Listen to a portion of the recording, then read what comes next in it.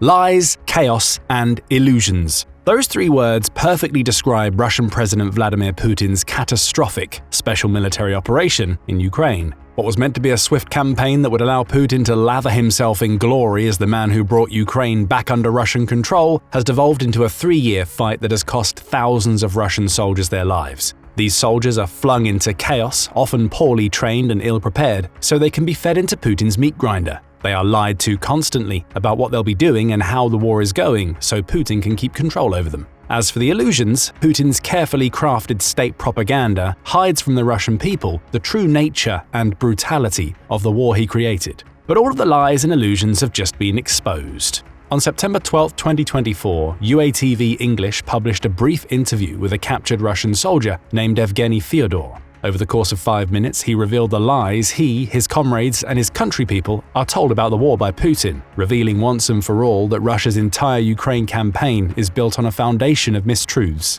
In this video, we're going to analyze Fyodor's interview as we dig into the lies Putin tells. We start with the soldier himself. After sharing his name with the interviewer, Fyodor reveals the role he played in Russia's military. "I'm a senior sergeant. I served in the 810th Marine Brigade Military Unit 1314 in the city of Sevastopol. If that city sounds familiar, it's because Sevastopol is one of the main ports in Crimea, which is the Ukrainian territory that Putin annexed back in 2014. I signed a contract with the Ministry of Defense of Russia," Fyodor claims, and was in Sevastopol with the Marine Corps. Later, says the Russian soldier, he was transferred to the Don region before being sent to reinforce the state border in Kursk. "We took positions on August 5th, on the same day that the counter-offense of the Ukrainian troops began in the Kursk region. On the surface, that seems like a logical move for Putin to make. Worried about the prospect of Ukrainian forces crossing the border and invading Russian territory, it appears Putin wanted to reinforce his border defenses with experienced soldiers. Only those soldiers weren't told any of this, and that brings us to the first of several lies Fyodor reveals.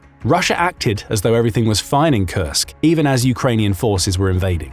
We arrived in the Kursk region and were told that the situation near the border was controlled," says Fyodor. "Everything was quiet. There were no hostilities, no fighting, nothing. We took positions in some villages and were told to get ready for winter." In other words, Fyodor's unit was provided with absolutely no information about the real reason why it was being stationed in Kursk. As far as they knew, they would serve as a preventative measure, an extra force that would dissuade Ukraine from even thinking about entering Kursk, and in doing so they would have to do little more than hunker down in a village to see out the winter while facing minimal prospect of any sort of attack. Of course, we now know what really happened.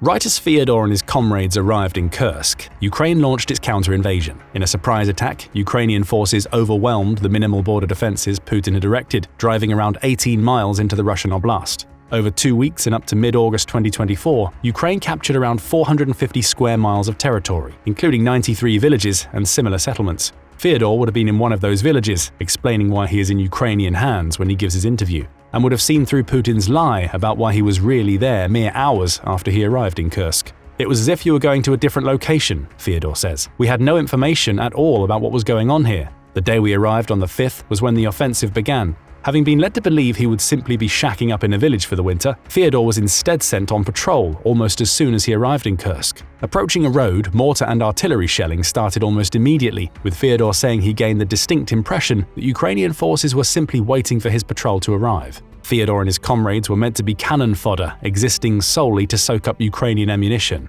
And that is far from a unique approach for Putin. As one Ukrainian soldier who goes by the call sign Goth told the Kyiv Post at the beginning of December, Russia is using the same meat grinder tactic during its push into Donetsk. "We're losing ground to cannon fodder," Goth told the outlet while describing how Russia sends wave after wave of small groups of soldiers to exhaust Ukraine's defenses. It seems Putin intended to do the same to Fyodor's unit. "After a certain period of time, maybe half an hour, we heard on the radio that there was fighting going on where we had come from. So we were already encircled almost within an hour as soon as we entered the village," says Fyodor. Putin's lie is exposed. "Come to Kursk and hunker down in a village for the winter. We just won't tell you anything about the Ukrainian attack that we know is incoming, so we can use you to soak up our enemy's ammunition." Fyodor notes that it was impossible for his unit to respond to the Ukrainian attack because it had no idea it was going to face one. He describes armored personnel carriers arriving, with soldiers shooting at him with rifles and large-caliber machine guns. Kursk was far from under control. It was a war zone. "Logically, we were told to withdraw and go back," says Fyodor. But given Putin's lies, that was impossible. The Russian forces were encircled, meaning they would either have to try and push through a direct route taking them through 6 miles of Ukrainian firing, or Fyodor and his comrades would have to go the long way round. They chose the latter option. For 3 days and 3 nights we were coming out of the encirclement, and in the end we still ran into the already prepared positions of the Ukrainian armed forces. Fyodor simply had no chance. Putin hadn't given him one, because Russia had lied to his entire unit about what was happening in Kursk and the reason Fyodor was being sent there in the first place. Inevitably, the Russian soldier was captured by Ukraine's forces. And it's here where we see Putin's second lie come into play. Russia claims that Ukraine treats its prisoners of war, or POWs, terribly. There have been several reports of Russia mistreating Ukrainian POWs. In August 2023, the BBC reported on testimonies from several POWs who managed to make their way back to Ukraine via prisoner exchanges. Some told of being beaten repeatedly, including being forced to absorb shots to the kidneys and chest, as well as being given electric shocks. Constant threats and intimidation come from the Russian guards, with prisoners being left in states of near starvation. As for medical assistance, practically none exists, claim the Ukrainian prisoners. Some of their numbers were left to die while imprisoned because Russia refused to take care of them. The United Nations, or UN, appeared to confirm these reports in March 2024 with its Human Rights Monitoring Mission in Ukraine, saying that there has been a sharp rise in reports of Russia torturing and executing its Ukrainian prisoners. What does this have to do with Putin lying to his soldiers? Well, it looks like Russia's leader is projecting what his country does onto Ukraine. When asked if Ukraine has treated him well since his capture, Fyodor says that it has. Nobody beat us up or anything like that. They took us prisoner, let's say, they tied us up, but this is a normal action of any armed forces. Compared to what Putin had told his soldiers, that capture was nothing like what Fyodor had expected. We believed in what we were told about them, that they cut off limbs, fingers and other body parts, torture, but nothing like this happened. There were no physical assaults at all. The only sin was that I was tied up. Another Putin lie exposed. At least mostly. Back in November 2022, the UN conducted 100 interviews, including both Ukrainian and Russian POWs. It reported instances of Russian soldiers being packed into vans naked upon being captured, as well as undergoing welcome beatings at penal colonies. But there was nothing to the extent of what Putin claims happens to Russian POWs. Ukraine also said that it checks all information about the treatment of its prisoners and that it would both investigate violations of its humane treatment laws and take any appropriate action. It seems Ukraine at least wants to treat its prisoners fairly, and in Fyodor's case, beyond tying him up upon capture, that seems like exactly what it's doing now. So why did Putin lie? The simple answer, according to Fyodor, is to make the prospect of surrendering to Ukraine appear worse than dying on the battlefield. They don't want us to surrender, says the captured Marine. That's why everyone gets grenades, just in case. One to have with you. I mean, if you're captured, you have to blow yourself up.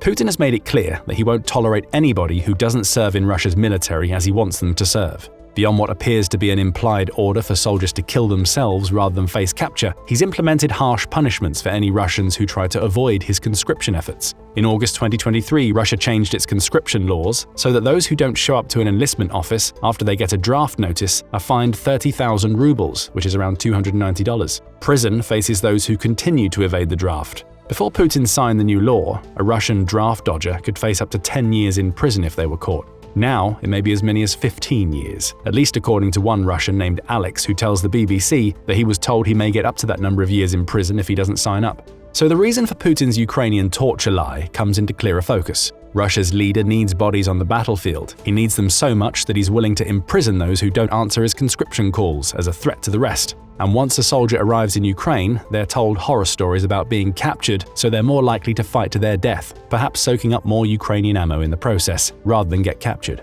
From there, the conversation turns back to what's happening in Kursk. The interviewer asks why nothing is being published in the Russian press about the situation, to which Fyodor replies that he can't even explain that. It's unsurprising, Russia's state-controlled media has the agenda of making Putin's special military operation seem like the right call for the entire country. Any reports of just how badly Russia is doing would dampen enthusiasm for the war, which is exactly what Putin wants to avoid. The losses are too big for the whole country since so many conscripts died, says Fyodor, and he's not wrong. Russia has actively refused to publish any clear details about its casualty rate beyond claiming that Ukraine's losses are many times higher than Russia's. That appears to be another Putin lie. On December 8th, Ukrainian President Volodymyr Zelensky revealed that 43,000 Ukrainian soldiers had been killed in the war, along with 370,000 suffering injury. Russia's numbers are much higher, 198,000 dead and 550,000 wounded. It's obvious why Putin doesn't want to reveal those figures to the average Russian.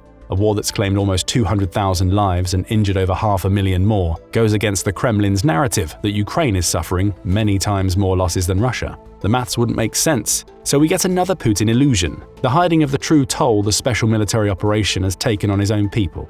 And the lies keep coming. We mentioned that Fyodor touched on how many of those who die on the front lines are conscripts. They were not supposed to be there at all by order of President Putin, says Fyodor. Another lie. Putin says he won't use new conscripts on the front lines, but once those conscripts are drafted into the military, they're being sent to their deaths against Ukraine. Again, cannon fodder.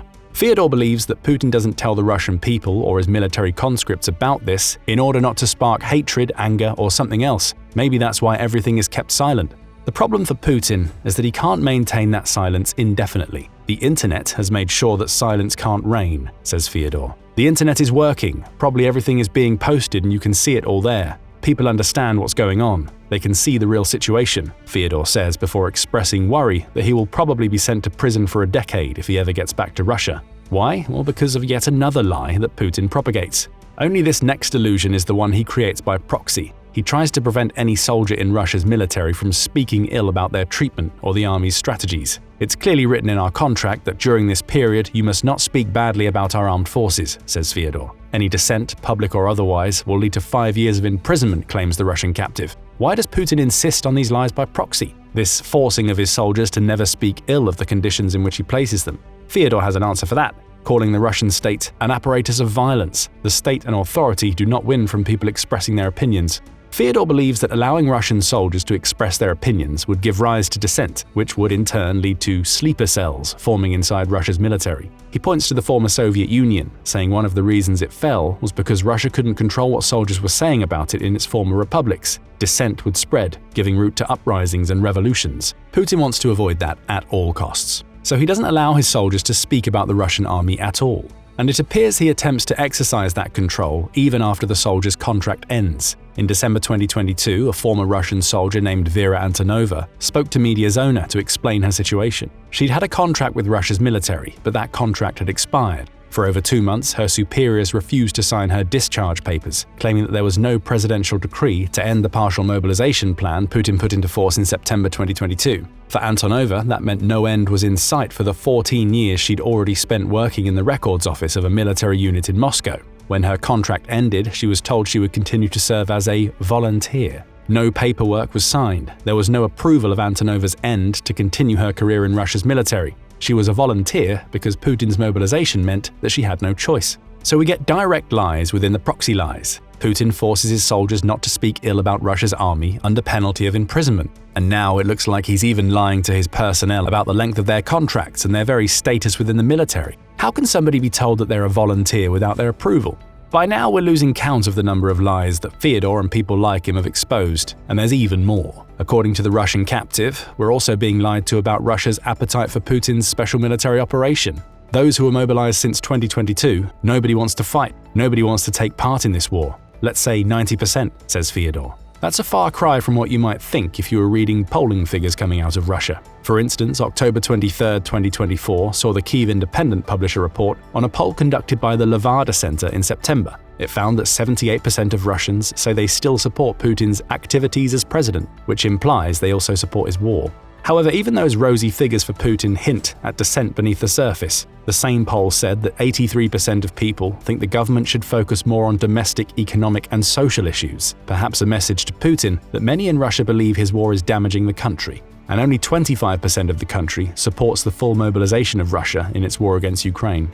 Bear in mind that these are polls conducted amongst people who are already scared of speaking out about Putin for fear of retaliation. Perhaps we're seeing such support for the Russian president on the surface because claiming you support his activities means you're in less danger than if you say otherwise. Putin's intimidation tactics within his own country allow him to project an image of a united Russia that wants to take Ukraine down. The secondary questions in the Levada poll hint at the likelihood that many Russians are frustrated with Putin, placing their lives and their homes second to his obsession with Ukraine. Or, as Fyodor says, nobody wants to fight, at least not among the mobilized conscripts. They're only in Ukraine because Putin forced them to go under the threat of harsh penalties if they try to avoid their supposed duty. Yet another lie. Russians do not support the war, certainly not as fervently as Putin would like to have people believe. And that brings us to the final illusion that Fyodor exposes. What actually happens to conscripts once they arrive in Ukraine? The Russian captive had already hinted at Putin lying to his conscripts about their duties on the battlefield. Remember that new conscripts aren't supposed to be serving on the front lines, a lie that was exposed when Fyodor saw fresh soldiers fighting in Kursk.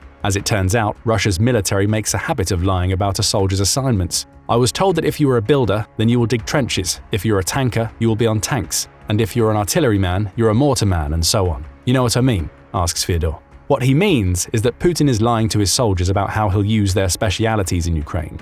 Artillerymen aren't always assigned to fire mortars, they're being sent to the front lines. The same goes for the builders, who are only supposed to dig trenches, and the tankers, who should be part of Russia's mechanized units. Some are doing what they thought they were sent to Ukraine to do, sure, but many more are pulled from their specialities and forced into being cannon fodder.